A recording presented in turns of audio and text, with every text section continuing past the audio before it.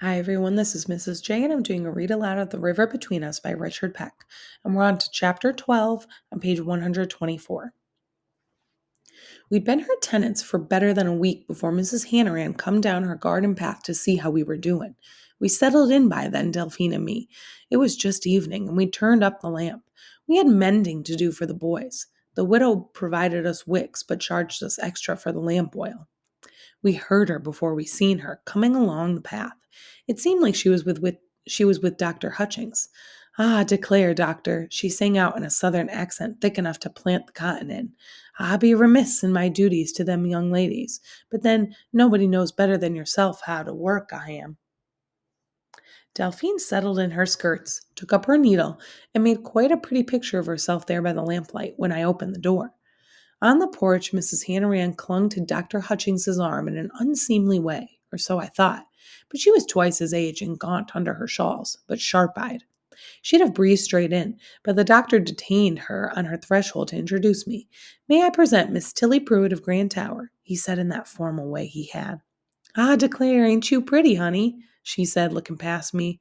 She wore a nosy silk dress. A big cross of embossed wood swung from a chain around her neck. Delphine glanced up from her work in the glowing room. Mrs. Hanrahan's hard gaze fell on her and jarred something inside me. Her eyes scanned the place, then hanging dresses, the portrait of Delphine's papa, and then she looked at Delphine again. Drawing away from Dr. Hutchings, she propped a fist on her hip and said, "Well, well, what do we have here?" Another silence fell while the doctor saw that he was in a room with too many women. She turned to him, showing her hawk's profile. "I declare, doctor, just see what you have brought me, a colored gal." What had she said? I reached out for something to hold on to. Delphine put her mending aside. She didn't rise. She settled back inside, as if this had been a long time coming. "I am of the gens de couleur, madame," she said calmly, proud. "The free people of color, if you speak no French." "I know what you are," our landlady snapped. "I live down in New Orleans." "You have been in New Orleans, madame?" said Delphine. "But you are not of it. Irish are you from the name? And no quadroon wench is going to talk down to me like that. Like And no quadroon wench is going to talk down to me like shanty Irish. I know New Orleans better than what you think, enough to wonder what a picture of strongly resembling Jules Duval is doing on the wall of my summer kitchen. He is my papa." Delphine struggled with herself now, holding on to her chair arms. Mrs. Hannaran grinned, like Delphine had given herself away. "I thought so. Big planner, ain't he? With holdings up along the False River and a white family up there?" Delphine looked away from the light. "And you one of his colored family, ain't you? Seems like I'd seen your mother, very high and mighty in her carriage on Royal Street." "She would hardly go on foot," Delphine remarked. "And she sent you up here, ain't she? Because if the South loses the war, you'll be nothing better than a freed slave. You're not much higher in the world than the right now. If the Yankees take New Orleans, that fancy life of yours will come crashing down. You'll be no better than them they sell at the auction block.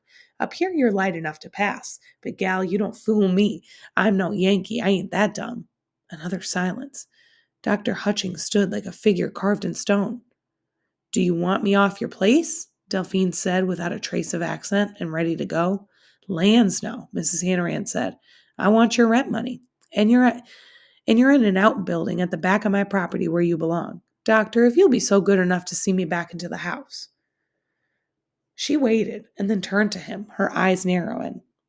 "I think I won't, Mrs. Hannaran," he said. We waited until she banged the door behind her. I was as near to Delphine as I am to you, but I didn't want to put out my hand if she didn't want to take it. All I could think of what a terrible the place this world is. What a mean, ugly, hard place. I swore if I ever got back to Grand Tower, they'd have to bind and gag me and drag me behind a mule to get me out of town again. The quiet went on and on until Delphine said, "They hate us, you know, the Irish. They come hungry and work cheap. The yellow fevers lays them low, and we were there before them. Our roots are in New Orleans mud. We people of color make the city work. It is like no other place because of us. We were there from the earliest times. They despise us for our ease, for our silken lives. They don't understand how people of color can be free." She looked away from us, almost free. That explains something, though very little.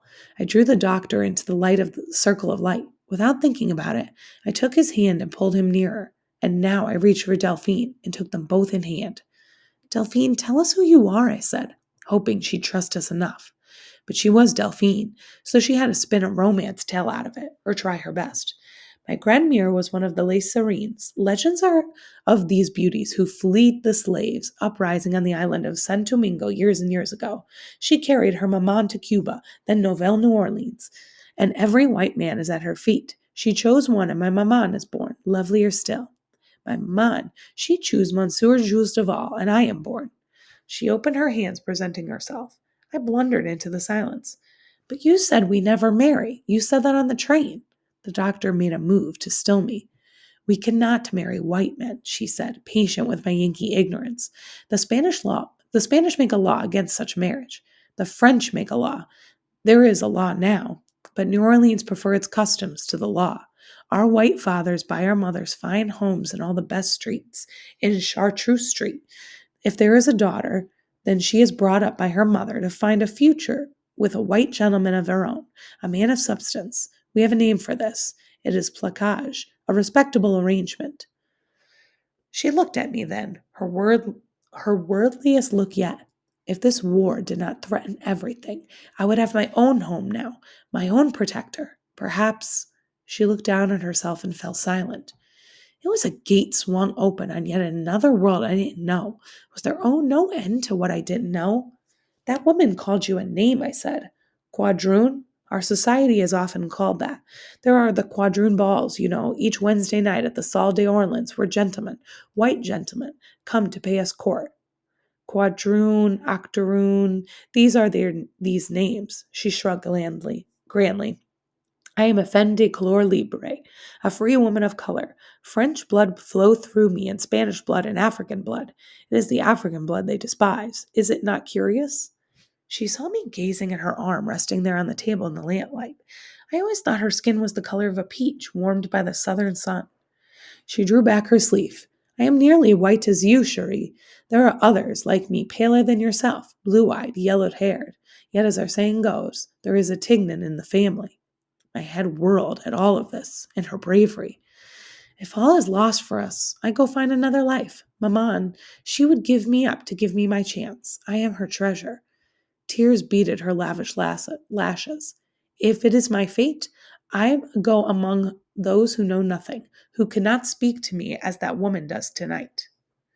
You were going to St. Louis, I said, when? Mas non Cherie. She shook her head weary. I have no aunt. We know no one beyond our world. We are free people of color, live on a kind of an island lapped by a sea of slavery. Beyond that sea is the territory up there. She gazed at the room, like mountains of the moon to us. We would have gone ashore at Cairo, because we hear the North being there, but we take fright when the boat is boarded. And they robbed you of your pearl-handled pistol, I said. Yes, they do that. We dare not come ashore, even before we knew what kind of place this Cairo is. And so, Grand Tower is the next stop of the boat. It is, perhaps, fate? And that was something else I didn't know. I felt my way along now, word by word, though it was too late to be careful. Delphine, seems like your people need a lot of help the way you live. She nodded absently. Do your people own slaves? It happens. Is Kalinda your slave? Her great fringed violet eyes turned on me.